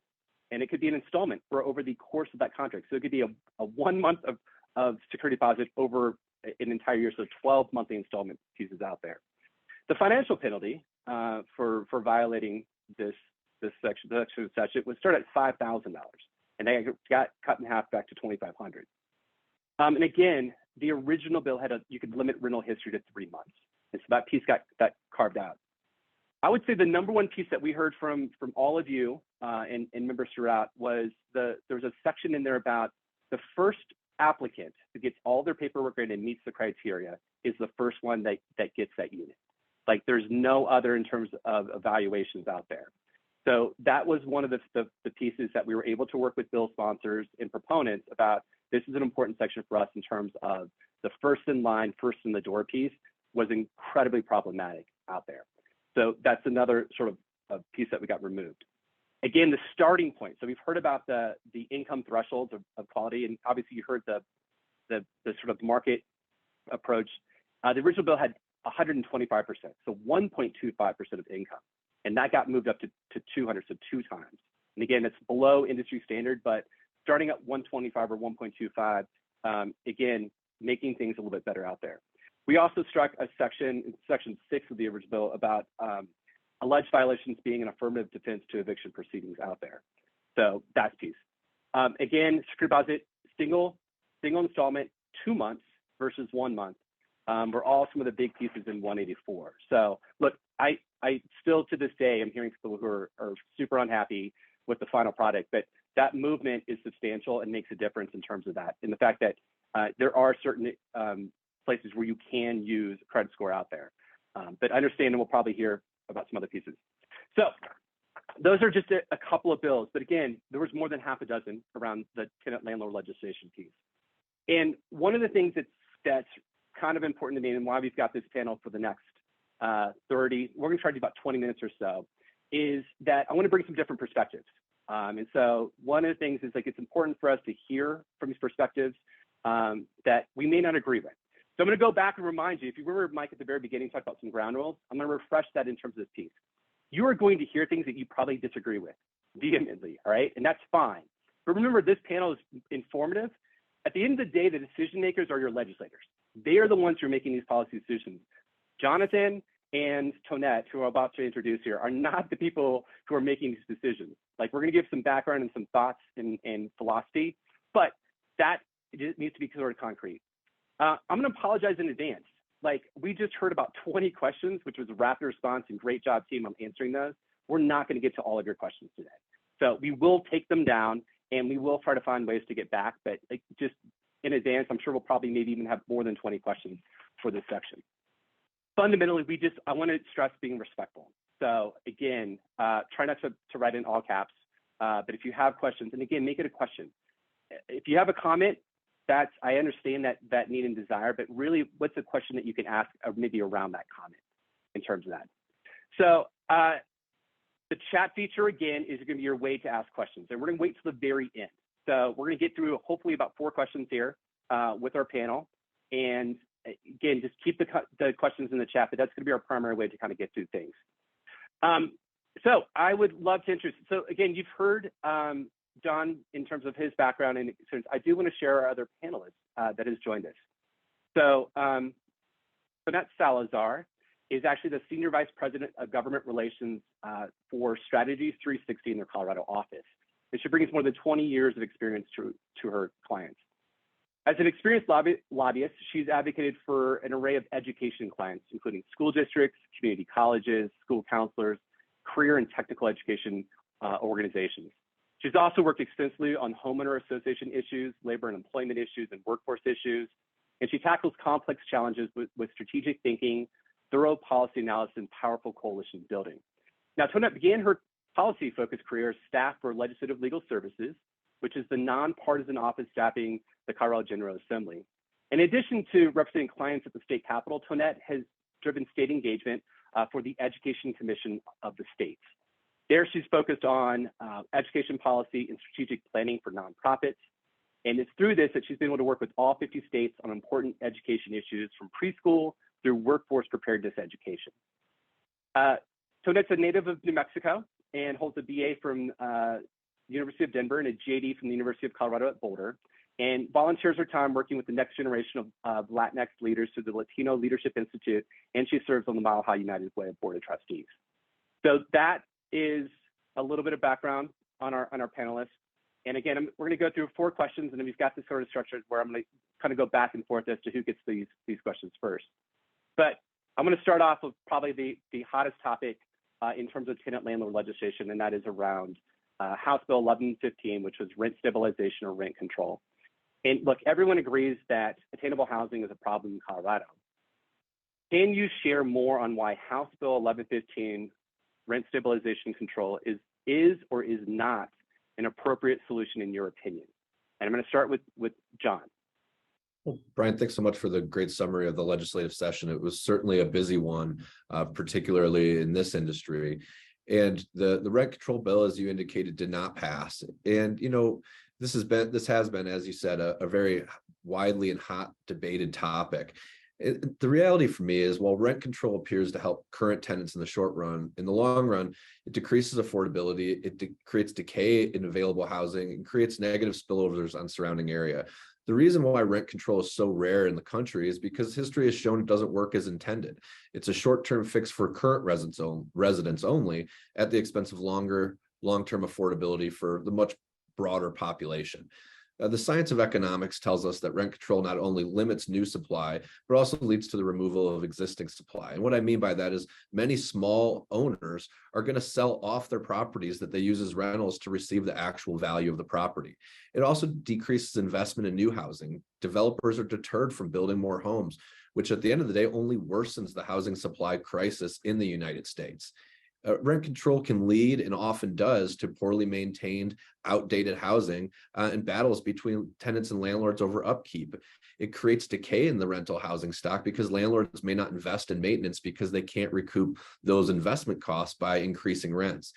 Really, the root problem is the underfunding and undersupply of affordable housing at every level. I mean, direct subsidies to lower income renters are really effective in solving housing access without distorting supply. Yet again, they're underfunded and entangled in constant red tape. So really focusing on the access to housing and supporting people who are looking for low income housing is really the key, not limiting in restricting rent increases across an entire market.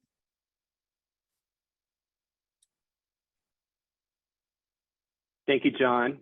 Tonette, how would you like to answer that question? Well, first, thanks for the invitation to join you. Sorry to be the bearer of many of the bills you hated this past session, but I do always appreciate that CAR is willing to sit down and have discussions and really try to listen to understand the problems and the solutions that are being sought. So again, thank you for the invitation today and appreciate the opportunity to share the perspective that comes from those that I represent. You know, I understand the concerns and I've heard a lot of the concerns that John just discussed, and I'm sure there are many others. We know that affordable housing and the cost of rent was the #1 issue on voters' minds in the 2022 election. That was an issue prior to the pandemic. The issue was laid bare by a majority of the state and continues to be the top issue. I think that's why you saw so many pieces of legislation related to housing. And even I will admit there were way too many. We used to have 1 or 2, and now it's skyrocketed into 20. But the perspective of the legislature is different now. And when you have people with lived experience bringing policy forward, the dynamic changes. It's just like when women entered the legislature, we had a different perspective on all of the policies in front of us. Same thing for housing. You have individuals who are renters, who have faced eviction, who have a different perspective. And so that's why I think we see the proliferation of housing bills and so many different aspects. Specifically to House Bill 1115, the premise of this bill is local control. And we are such a strong local control state in Colorado that this bill seems to align with that philosophy of letting the locals decide what is best for them. And first and foremost, the bill is intended to remove the statutory prohibition. It doesn't mandate rent control. The intent was give locals another tool in their toolbox to work with their community and decide what are the solutions for those communities. And so from that premise, it's implementing local control. I think we can all agree that we have a supply problem in Colorado, but we're not going to build our way out of this. And that's only one piece of the issue. Colorado has a hot real estate market, and whether properties are sold or not, we know that the percentage of properties being bought by investors and remaining on the rental market is significant. And so that supply issue will always be there, but it's not the only aspect to this issue. We know that 35 to 40% of Coloradans are renters, and the percentage is even higher in the Denver metro area. Many low and moderate income households in Colorado are unable to afford their rent and are increased risk of displacement and first-time homelessness. And we know what a problem that is, particularly in the metro area, and especially with the priority that Mayor Johnston is putting on the issue.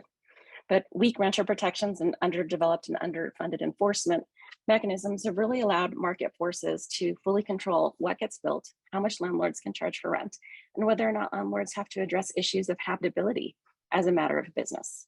So minimal eviction protections really compound the issue and allow landlords to sometimes abuse end of lease term and eviction processes as a way to force renters out or to accept unreasonable conditions. And so it's the happy medium that we're trying to strike with a lot of the housing policies that are coming forward. Okay.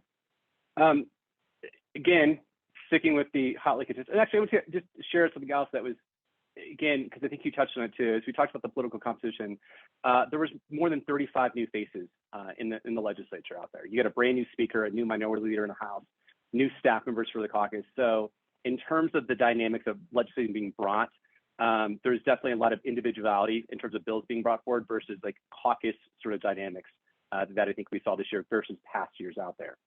But the next question was another hotly contested bill, and that was House Bill 1171, which was just cause requirement eviction of residential tenants. And so again, why do you think this bill is needed or unnecessary in your opinion?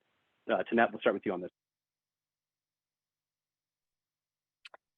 So I think providing just cause policy protections are designed to prevent arbitrary, retaliatory, or discriminatory evictions by establishing that landlords can only evict renters for specific reasons. If a renter is paying their rent on time and following the provisions of the lease and the law, they should be allowed to remain in the rental property. Under the legislation, all of the currently existing reasons in law that tenants could be evicted for remained in place. None of those were changed. In fact, a few were even added for landlord entry. And so it was a codification of what is currently in law. I think there was a lot of misunderstanding that those reasons for eviction were changing. That in fact was not the case. And again, given the large number of renters in Colorado, with approximately 25 to 30% of those renters being extremely low income, housing stability is key for those families. And we know that having a stable roof over a family's head has a rippling effect on education attainment for the children in the family, ability to maintain a stable job, and even health outcomes for those individuals. The number of individuals experiencing chronic homelessness in Colorado has increased by 266%. And so housing and remaining stable is key and essential. But for an individual who is a good tenant, pays their rent on time, and abides by the restrictions that are placed on them, that individual should be allowed to know that there is some stability in their housing situation moving forward. Thank you. John? Well, I think when we talk about this bill, we have to start the conversation with the fact that there's already a significant number of protections available for tenants as it relates to their ability to remain housed.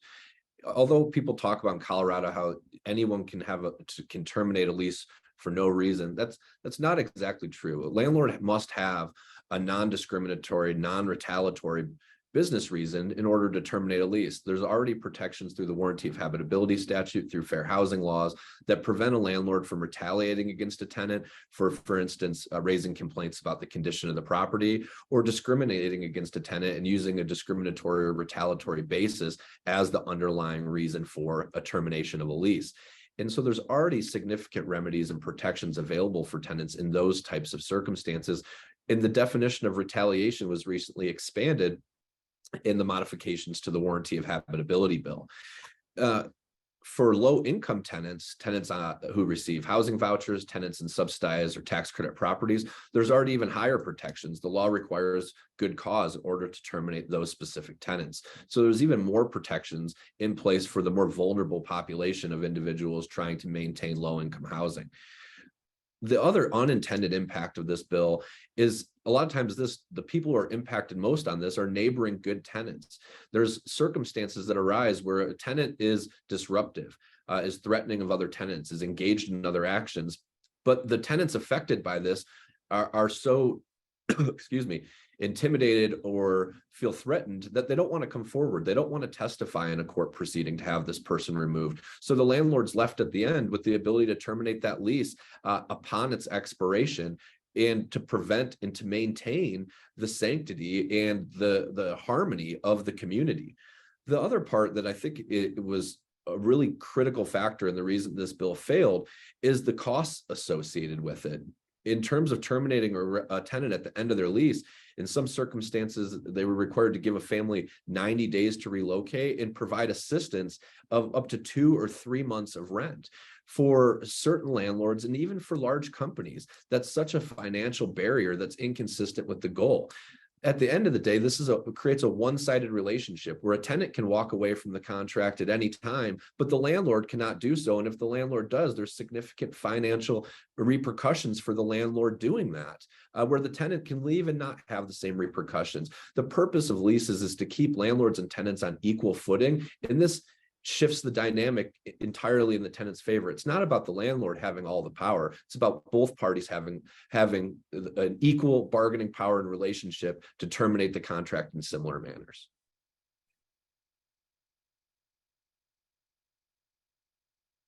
Thank you. All right, those are the two big ones. So you got to hear a couple different perspectives on 1171 and 1115. But this next question I wanted to talk about, can you just share one or two other bills from the 23 session that you want to address related to tenant landlord legislation? And for this one, John, we'll go with you first. Okay. Well, we've talked about so much of the new laws today, so I just want to kind of highlight a couple of just overall impacts. First is, it was mentioned a little bit during Lauren's talk earlier. Back in April, the Colorado Supreme Court finally settled the debate on whether or not the CARES Act 30-day requirement remained in place, and it determined it did. So that means that all properties that are subject to the CARES Act, meaning you have a federally backed loan or you participate in any and receive any federal funding, so housing voucher tenants, tax credit properties, federally backed loans, most common are Fannie Mae and Freddie Mac, VHA or FHA loans. Tenants must receive a 30-day demand for rent prior to initiating an eviction action. And what I want to highlight here is just there have been so many changes in the law. It's critical for landlords to stay up to date and make sure that the correct demands are being served, the proper notices are being given, and that leases are in compliance. Because serving a bad demand, meaning it should have been a 30-day and you served a 10-day, or serving a rent demand or any type of demand without the 1120 mediation advisement can cause significant delays in the process. So I want to highlight an overall theme that we've come to with all of these new laws. It's just the ability to stay informed, stay updated, and stay current with all of your products that you're using in terms of your interactions with your tenant. So making sure that all of those things are available. Anyone who needs forms, we have our forms all updated, compliant with current law, available on our website. And I say that because I want to encourage people to be serving the proper notices and operating in a way that complies with all of the new laws. And I think that's just a really critical theme of the 2023 legislative session. Jeanette? Well, contrary to popular belief, I did not engage in all the housing bills. I think we had to pick and choose our bills as well too. But one that on its face doesn't appear to impact landlord-tenant issues was the governor's land use bill, Senate Bill 213. That was another bill I was deeply involved in, specifically for the issues of affordability and displacement. Circling back to the supply concern that was brought up with local control of rent, if we really want to address the supply concern, it lies within zoning of local municipalities. And so looking for solutions in that bill to expand supply in a rapid manner was one of the key hallmarks of the bill. We all know that there's permitting issues at the local level as well too. The concerns with that bill, obviously, there was local control concerns. There was concerns about, were there any protections in place? And at the end of the day, that bill was mainly about process and planning, as opposed to actually creating homes. But it is a key step in addressing the supply issue for affordable housing. And so I just wanted to elevate that bill because the issues that I work on and those that I represent span the spectrum. So it's not just landlord tenant legislation, but it's also increasing the supply of affordable housing as well too. And that bill, we know, will be coming back in some fashion and probably broken up into multiple bills. Just to piggyback off of that, one of the big sections that we had a discussion was around accessory dwelling units in terms of ADUs. So the huge first part that is a use by right piece. And so we're expecting that to come back in terms of potentially standalone legislation. Hey, just before we get to the next question, I am getting some questions in the chat. Look, I should have been clear from the start. So the bills that we just discussed in terms of House Bill 1115 around rent stabilization or control and House Bill 1171 just cause evictions, those bills did not pass. So those bills are not. So current law still exists in terms of how you operate. And I'm getting some questions that are very detailed, as I think John mentioned earlier about some of the fact finding about giving advice around particular cases. So I'm going to hold off on some of the questions that are very particular to, I think, individual cases versus broad policy-related questions that I think we're looking to tackle here in this panel. Because I know we had a lot of questions last time about particular cases, and I think we're going to avoid those in this session. Look, the sort of last sort of question in the queue here is, there's obviously some of the bills that we just touched on for this, but what do you expect or forecast for 2024 related to tenant landlord legislation? And for that, Tonette, I'm going to start with you on this one. Sure. I did mention 213 will come back in various bills, but specific to landlord tenant, I do not anticipate local control of rent coming back this next session, but I do anticipate just cause evictions returning. Just cause evictions was kind of a piece that was related to the land use bill. Just cause evictions are a displacement mechanism that is just one of many that can be put in place to prevent displacement as we look at zoning and local land use. So one of the bills you hate will not be back as far as I know, the other one will be. And I look forward to additional conversations on that. Thank you. John? Yeah, I think what we're going to see is the continued uptick and quote unquote tenant rights bills. From 2021 was a really busy legislative session. We saw a lot of tenant protections go into effect in 2021 regarding rent increases, maximums on late fees.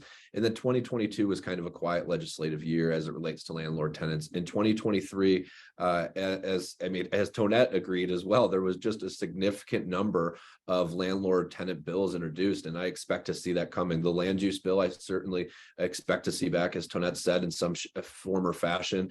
And I certainly think the conversation's not over as it relates to the just cause eviction bills. I think we're going to continue to see legislation that is passing in other states like Washington and California be introduced in Colorado, and just making it really stripping away a lot of protections that landlords have to manage their property when there's already a significant number of protections available.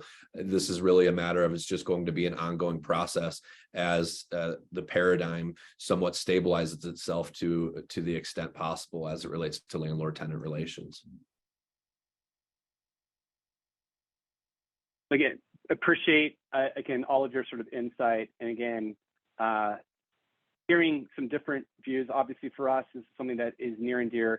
You've got a subset of about 29,000 realtors that wear multiple hats, including property managers and landlords out there. I do have a couple questions. So if you have a question, again, the chat. We are at 10:52, so right now we've got just a couple of questions, which I think is great. But the first question that kind of received on the queue is actually, I think, more directed towards me. So panelists, this is about what can we do to help get better legislation? And the thing I would just share with all of you that are on this, I see we've got about 219 participants here, is whether you like them or hate them, I need you to become best friends with your local elected officials, your legislators out there. Like you've got to share your experiences as a property manager, as a landlord in terms of that, because right now we heard hundreds of stories under the dome from tenants. And I think one of the things that in terms of, there's a whole different side of that equation in terms of landlords and property managers, especially those that are making, who held rent steady for 20 years for the veteran that they've rented to. Like you just got to start building up that rapport with your elected officials, even if they are not of the same political persuasion as you. They have to hear from you. So in terms of better legislation, that is a key foundational piece. And now is the time to make those relationships. January in many ways is too late once session gets rolling. So find time to connect, get coffee, go to a town hall or forum. That would be my advice. And one of the things that we're working on is in terms of figuring out ways of engagement around better legislation with the current political composition. We've got a couple questions around non-renewals, and I'm afraid to ask them just because I think John's going to have to turn them down because of some of the particularities of like what's being asked.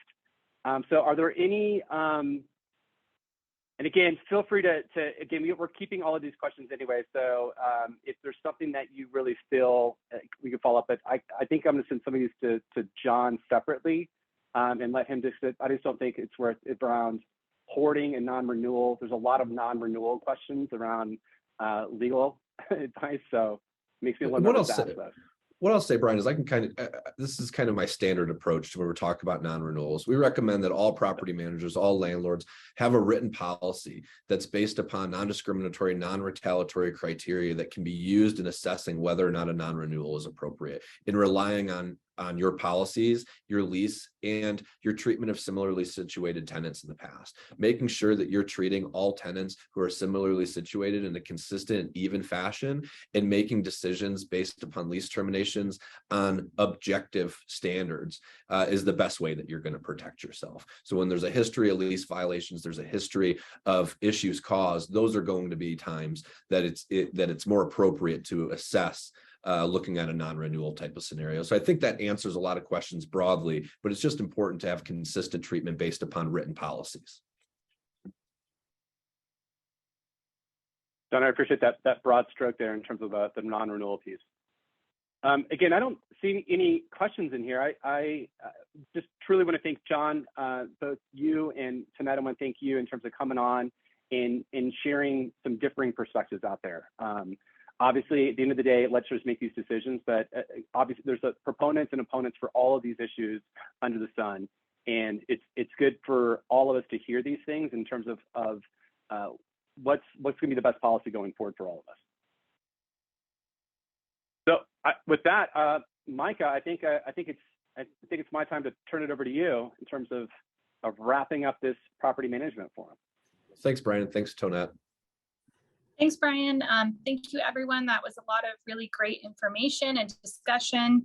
That is all the time we have for today. So the session was recorded. So we'll send out a recap email to all the registered attendees. That includes the recording for this session. So thanks for joining us today, and I hope the rest of your day is really good.